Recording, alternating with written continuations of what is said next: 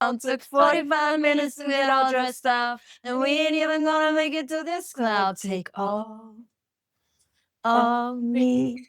I just wanna be the girl you like. Girl, shut the up. Welcome to the podcast. Welcome to the podcast. We did it. It's happening. It's finally happening.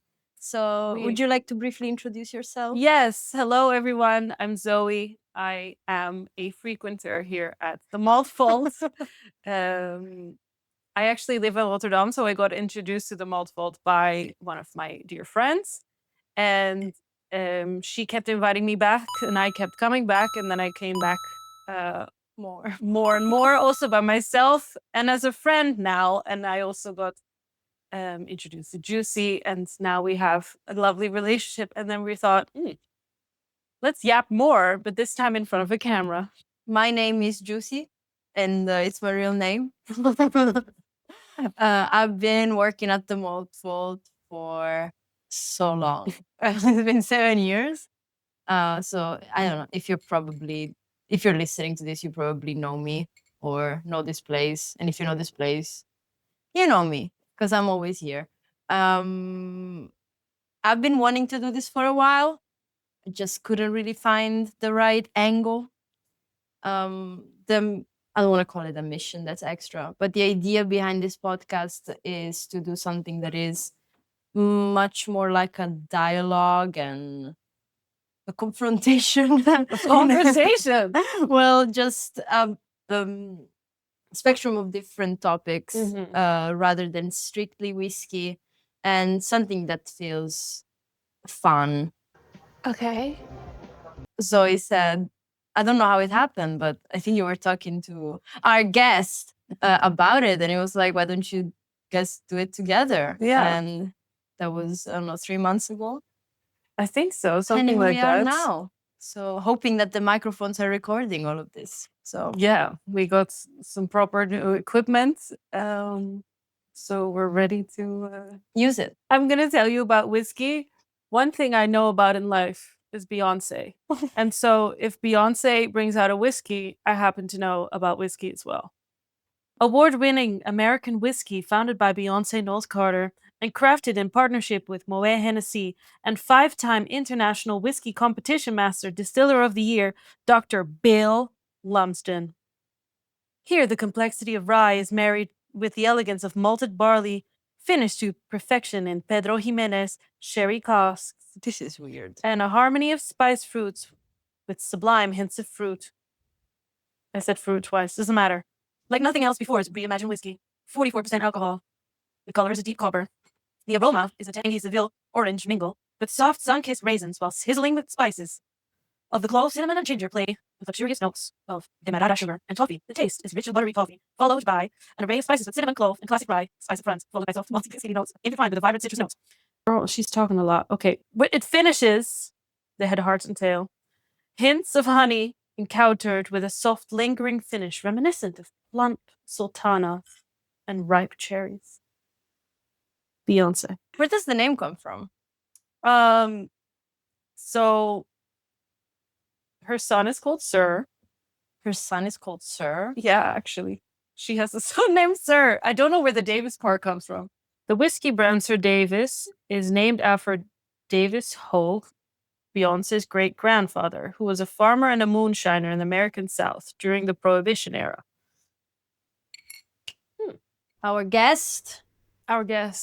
She's an icon, she's a legend, and she is the moment. The very special, amazing, never the same, completely not ever been done before. Capo Bijary. Capo Bijary, will you join us? Hello, ladies. Hello, ladies. Time to get sandwiched. Oh, thorn between the roses. Why is it like this?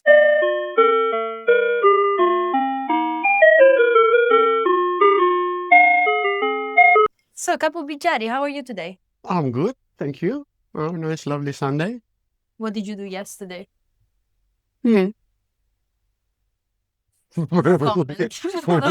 My task was to tell the guests about the whiskey that we're going to try, even though I don't know much about whiskey. but I do know a lot about Beyonce. So this is Beyonce's whiskey. And from what I've read and studied before, we all came here because I do my homework I prep, is that this whiskey is very fruity, just like many people on this couch and or seated here. And this whiskey it was put in a cherry cask, and it's Cherry cask or cherry? I'm sorry, did I say it wrong? Doesn't matter. I don't work here. Stop. If I don't get the terms right, I don't work here. One is a fruit, one is a drink. Cask. As in I thought it was after the fruit. No. You are dumb. I thought it was like a cherry yeah. tree. No. Well, see, now we are learning. There we go. That's a fair. This is education for free. Subscribe. Please tell the couple what the names of Beyonce's children are. Oh. Start with the older, then give me the male twin, and then at the end I want you to talk about the other daughter. Okay. So Beyonce has 3 children. She has the You already lost me. I don't know why. Listen. Why are we talking about Beyonce? Listen, because this is her whiskey. Okay. Beyonce has 3 children with Jay-Z. Okay. The oldest one is called Blue Ivy Carter. Those are that's the last name. And then she has a twin. The one is named Sir Okay. Carter. Is it a boy? Yes. Okay. And the other one is named Rumi. Okay. What a way to bring then a, very special person to the world of. Why trash? I disagree with this sentiment. I love you, Beyonce. Beyonce, if you're watching this, which you probably are, she's always watching. well, explain why you feel this way about the name. Well, Rumi is a symbol of, is a name of a Sufi poet, very famous Sufi poet, which A very famous male, very famous Sufi male poet, Sufi poet, which is always like which on his own is a way of living, which is the entire core of its existence, is to do with humility and being at one with the universe through humility. Right. So I don't This think just screams Beyonce. I don't think those two are compatible. But then again, you don't know about people's spirituality. Even though they're famous and rich and whatever, they could indeed have higher ambitions for their personal development and growth. You are dumb. Continue with this business here. So what are your first thoughts looking at the bottle? Do you like the bottle? well, I can So, tell you what he let me- said when he saw it on the bar. He went like this. He saw it and he goes, "What's this shit?" Oh, All right. Okay. So I guess it's important to let the viewers know that I'm flanked I'll by open this bottle. I'm flanked by two beautiful and long-time personal friends of mine, as well as, of course, Juicy is a colleague. And they are extremely positive, optimistic, energetic young ladies. I am providing here a bit of cynicism. right. Seniority. Cynicism. Retire home. Even though, Je ne sais okay. Don't just for the viewing balance or for the balanced content of the whole thing. I might be a little bit more cynical than I need to be to just keep the ladies at check here. One thing I would have to say about all these celebrities doing whiskey is like, what's his name? The guy that Irish kickboxer Conor McGregor. Conor McGregor.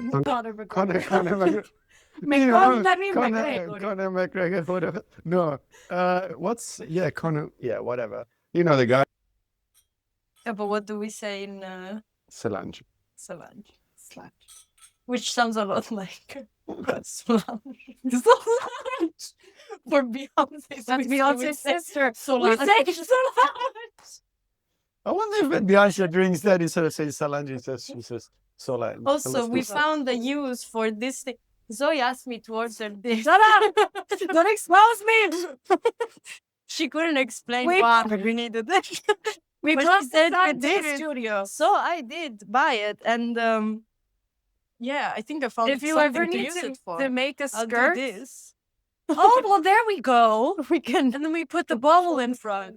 yes, like the influencers.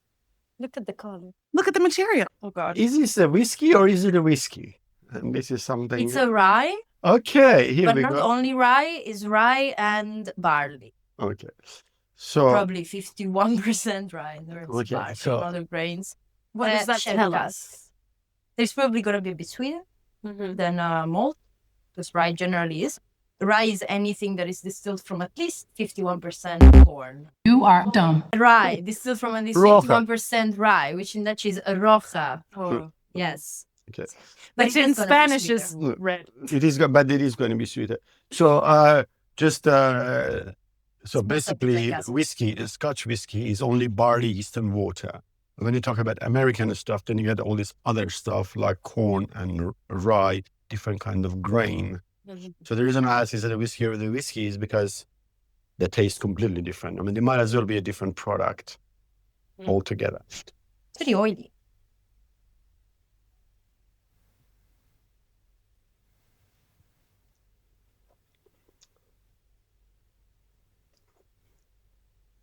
It's not bad. If you like rye, it's good. What's proof? What's 44? Okay. Is Yeah, what? 44 it said. And 4 happens to be Beyonce's favorite number. Yes. I'm embarrassed that I know that, but yes. Everyone knows that. I mean, I guess I know that. Well, now you know that too. So it's is this a podcast about Beyonce? No, Okay. only this episode. Okay. so- yeah. But when you said oily, then my mind immediately went, yeah, it does Just gonna kind put of, the little droplets that form around. yeah, it does kind of go down a bit oily. Because it is. Yeah. That's what they said.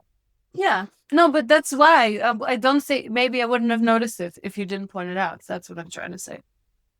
So, And it's true about the apricots. They talked about apricots. Mhm. It's very true about the apricots. yeah, easy drink. There is no such a thing as a bad whiskey. There's a difference between, I can be cynical about particular product, branding, labels, and people behind it.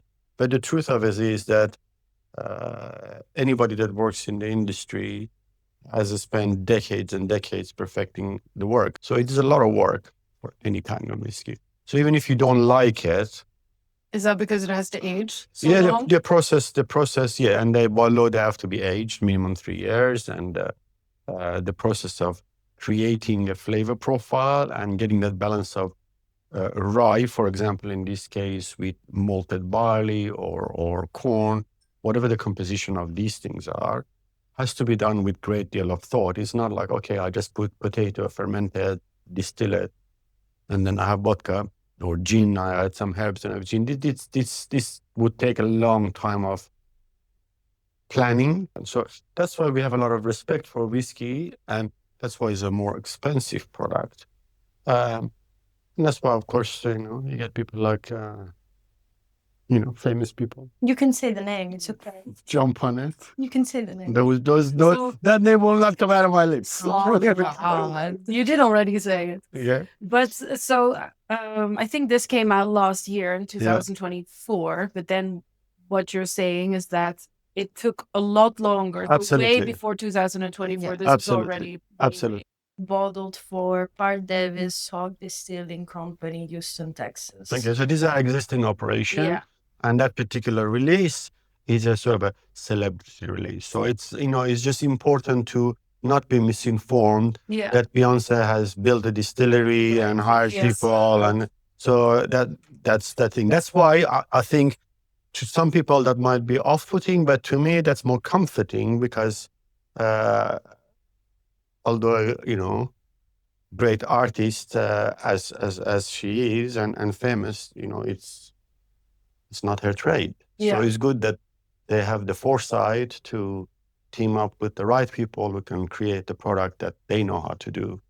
How did this whiskey thing come to be? 'Cause you weren't always into the whiskey industry. Not in the whiskey industry. No, I wasn't. Oh wow, that's a long story. So I studied engineering. My undergrad was mechanical, postgrad was environmental engineering. So, but during my school days, I worked in Horeca in Sydney, Australia, where I'm from, and I learned about everything, mostly wine, because I also worked as a sommelier when I was working in high-end restaurants in Sydney. But I developed an allergy to wine. I can't drink, Like, especially red wine. I cannot drink. are you physical allergy or more of a? So my nose gets blocked, Okay, the sulfate and stuff, and I get a terrible headache, and I get dry, especially with if it's not with the sulfate, and then the tendency to get dry mouth. It's a really real pain, and I don't really enjoy the.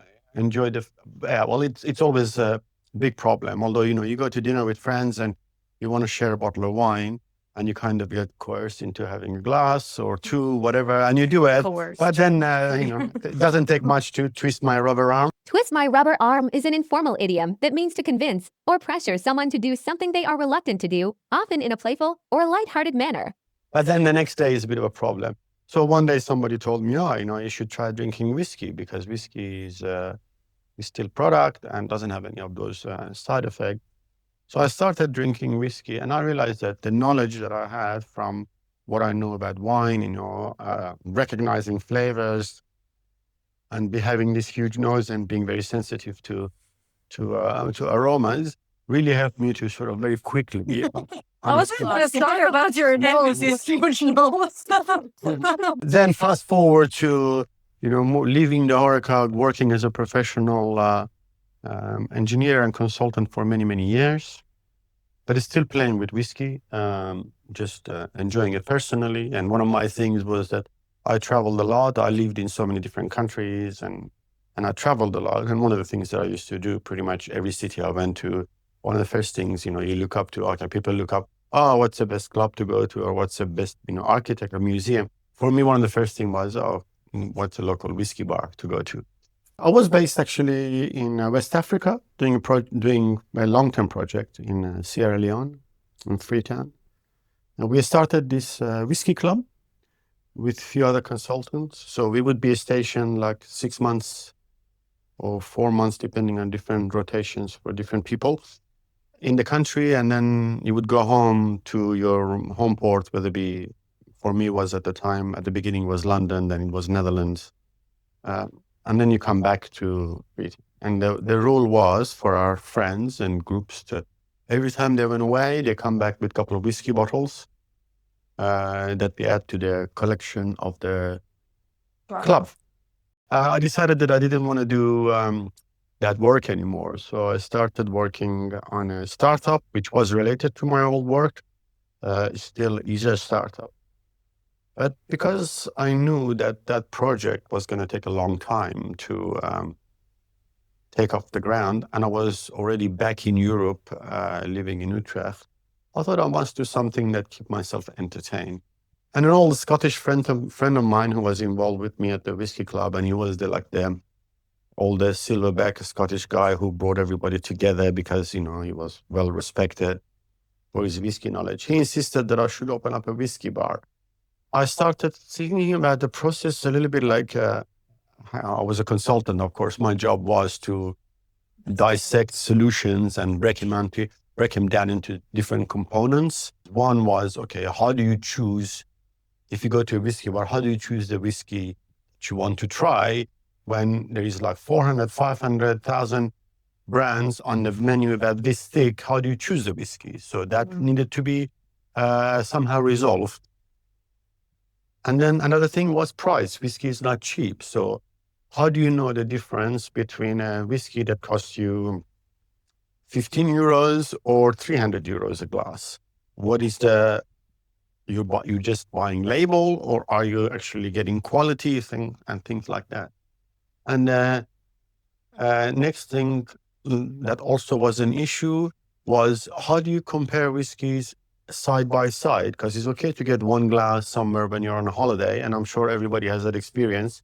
You go to Greece, you're having a great time, sun is shining, you're having great food, people bring you, raki and ouzo, and you think, oh, this is great, I'm loving this, I'm going to get 2 bottles and take it home. You bring it home, you go, "Bleh, I can't drink this stuff." So there is a thing about, you enjoy a drink when you're on holiday or you're somewhere, or if you go to a whiskey bar, and you enjoy it because of the whole, the person you're with or the time you're having.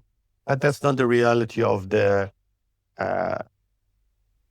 consistent experience you might have with that drink.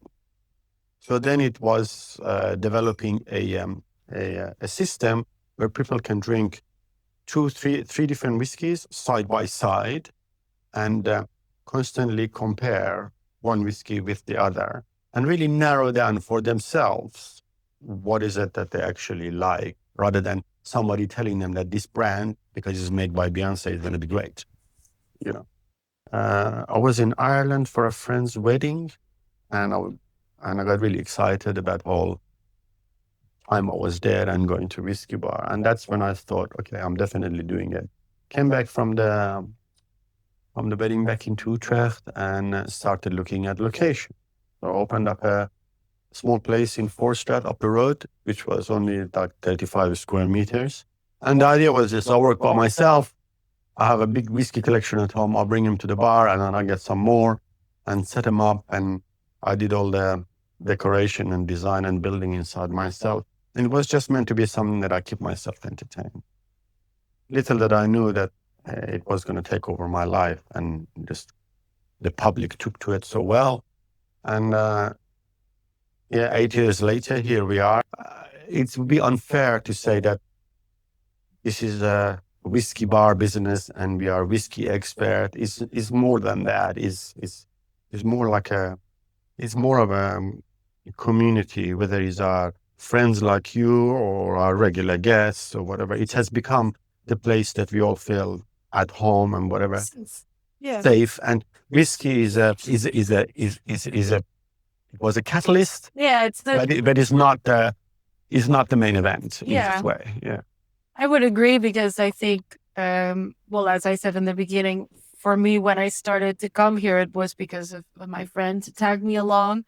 But I think a lot of people's stereotype for a whiskey bar or for whiskey drinkers, consumers, is, old men who have a little too much money and time on their hands and just go to a bar by themselves and sip whiskey.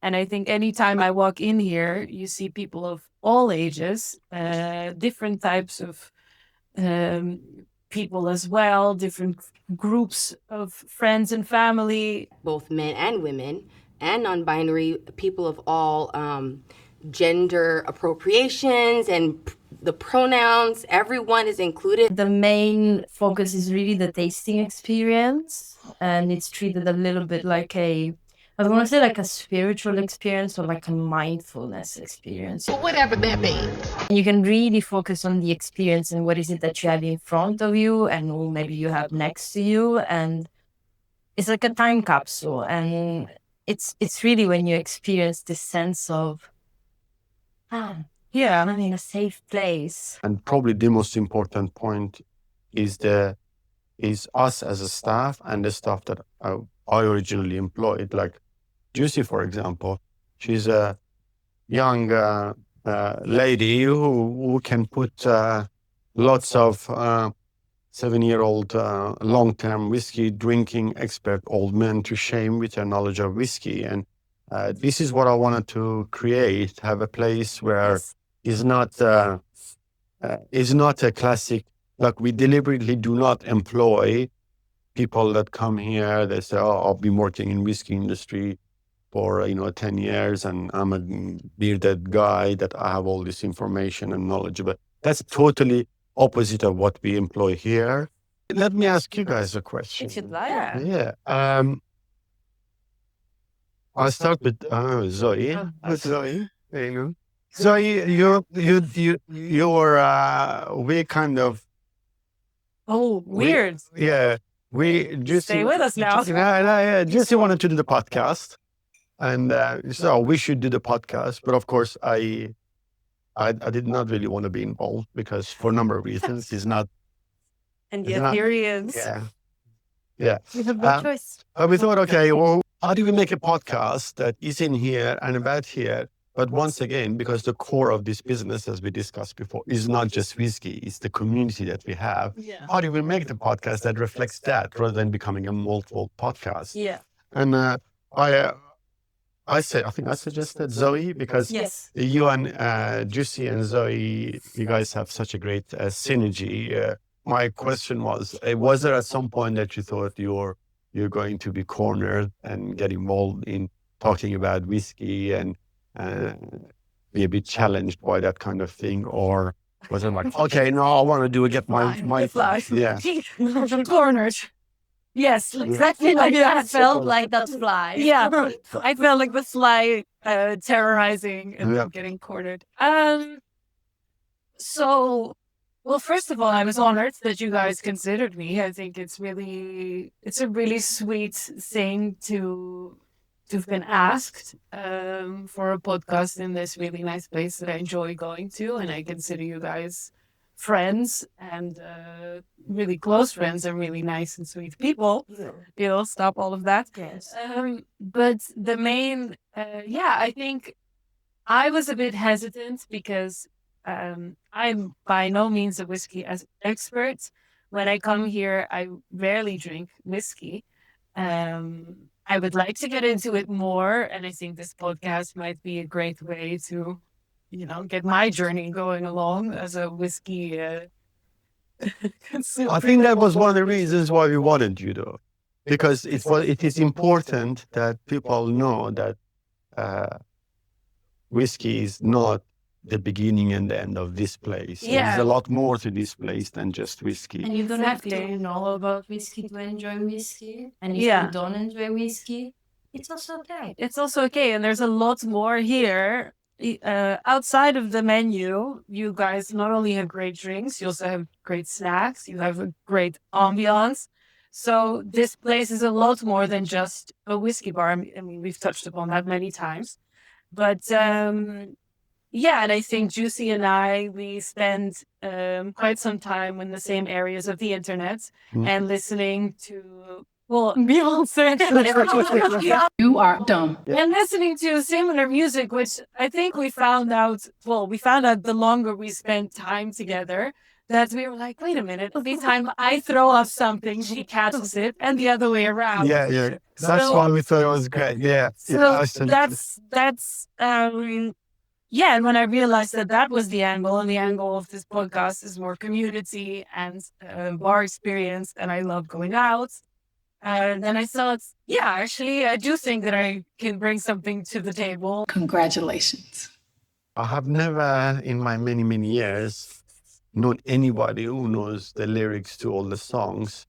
I knew Juicy at one point, and then lo and behold, about a year later, I meet Zoe, and you two are like a freak of nature when it comes to knowing the superpower, indeed, knowing the lyrics to every songs and Or me. or vowels. Audio, visual audio. yeah. Yeah, but that's quite amazing skill to have. Maybe I'm always jealous of you two because you both also sing as well. My life interesting. Yeah. How's the What motivated you to think about doing a podcast, given that you have a full agenda, very, very busy girl? I really don't know. I needed, I wanted. I think that this place is very special, which is why I've been here for 7 years. and I love it. And I think that what we have created here, and we is of course you and I, but also anyone who really comes around. So really everyone who is the community has created the community and has created the safe space that allow us all to enjoy it as much. And I think there's something here to share. And to me, community is the most important thing. And it is. I was telling this to my Dutch teacher. I always throw this topic everywhere, wherever I go, and in any language I try to speak, including English, which is clearly not my first. But they talk a lot about what food do they eat in, I think it's Osaka, where people live up to 105 years, or in those remote villages in the middle of Italy or stuff like that. And they're like, it's fish, it's omega-3, it's leafy greens. No, it's community. It's the fact that people have other people to rely on, which brings their stress and cortisol levels quite low and their oxytocin and serotonin quite high. And that's why they live this long, because their bodies are not constantly inflamed, which is what I love so much about this place. And it's indeed the sense of community. And I think it's nice to share. And I'm very proud of having worked towards it somehow, being part of it and being able to enjoy it at the same time. And it's just it's a big point of pride for me. So I would like to share that with the world. And Beyonce was watching this right now. Saying it's low levels of cortisol and Sir Davis by Beyonce. Hey, did you know anything about whiskey when you started? I had no Because idea. now we were talking about how Zoe doesn't know anything about whiskey, but did you know anything? I still when you don't know started? any. No, I'm joking. So it'll take me about 7 years, so stay tuned. Yeah, you'll get there, girl. By We have 2035, you'll be all We're out. all rooting for you. We're all rooting for you. How dare you? No, I didn't know a single thing. I didn't know a single thing about anything, actually. It was my first day, and this kind man, actually, like, no, not right now, no, I'm not right now. This kind man named Odie worked here, and we were working together, and he asked me if I could please bring a gin and tonic to G1. And I was like, That's a table name, by the way. no, One- and one- then I'm like, what is G1? We should. And then he told me what G1 is. First table around the corner in the green room. Okay. And then I'm like, what is a gin and tonic? But I didn't A glass? I didn't ask them. I was like, the situation will surely fix itself. It never did. The gin and tonic was there, and I was stuck in the kitchen, and I was watching the ice melt and melt and melt. And I thought they surely made another one and brought it there. They never did. They never did. The man came and was like, where's my gin and tonic? And he apologized profusely, and he looked at me. In the 2 years that this place has existed, something like this has never happened before. And I wanted to die. I was like, this is the day I die. It's the end. You are the weakest link. Yes, I was the weakest link, and I was embarrassed, and I was broke. I needed a job so bad. So you went to Google on your phone and you looked up What what is is gin and tonic? tonic? I did when I got home. In that moment, all I could do was say, I'm sorry, and nearly cried. And then he was like, it's fine, with a face that said, it's not fine. I hate you. I want you to leave now. Take your pay and goodbye. But then he called me back to work, I guess. Still don't know why. I'm glad you did, but it's surprising. Only if we could turn back time. There is a lesson here, and what actually is the core of the Bolt Wall is, yeah, it's not about how much you know and how much you think you know. It's how much you are genuine and true and enthusiasm that you have How much for you care. wanting to learn and how much you care. I care a lot. And although, and and as you mentioned, normally I would have said, okay, now clearly she doesn't know anything about Horeca. She doesn't know anything about drinks. She doesn't even know what a gin and tonic is. I mean, has she ever been at a to drink with their friends. I mean, what the fuck? By the way. Okay. I didn't drink. So why would I want somebody like that working here? But there was two things, being a little bit more vintage than the rest of the crew. I can recognize certain character personalities in people. And what I could see, obviously, from you was that you genuinely cared and you were working very hard and you would learn.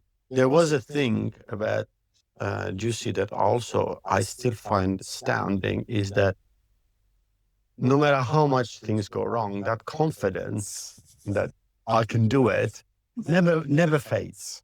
Never fades. It's like, okay, if she's that confident, if she cares that much, and she's that confident and not knowing what a gin is. then imagine if she learns like What a gin is. Unstoppable. You're unstoppable. I hope you take it personally. And I was right in my like I can teach her because she she cares, and even though things went bad, she didn't stop working. She continued.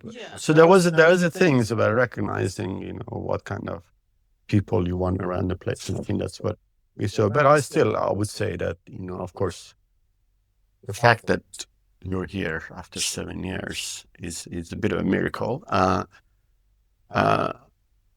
because you're capable of many things. But I think what's kept you here more so than that it's your job and you're paid, things that sense of community that you For sure.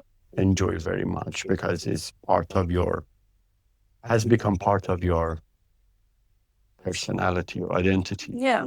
Being Juicy from the multiple.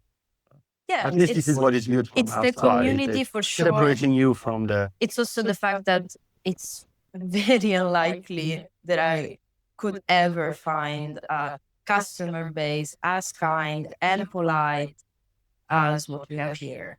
Oh yes, we have. I don't amazing- think it would be amazing- possible, honestly. I cannot imagine that. I always said if I ever had to change jobs for whatever reason, it would not be Orica because I couldn't. The reason why I'm still working at the bar is because it's this bar. In no other bar could I work. No way in hell. Mm. I just couldn't. And that has to do a lot with your way of dealing with things like disrespect. We just don't take it. That's the way we deal with it. We don't. And I never have had And to worry especially about if you all have disagreements and you have each other's backs. So Yeah, if someone is out of line, and a customer in this case, I've seen it very, like, I rarely see any bad behavior here, but maybe it's out of battery. Yeah. Oh, don't you have Okay. it plugged in? No, the battery died. the battery dies. Why are we screaming? Because the microphone. Okay. The battery died. The battery died. Yeah, for too long. But thank you so much for watching. I hope you enjoyed it. And there will be more with different guests. Different people. Surprise. Thank you so much you. for being Thank you, here. Diana. If you have suggestions. Oh yeah, DM us at Heads, Hearts, and Just Tails. slide. Slide into the DMs. Slide in We there. will both be looking, me a bit more than her.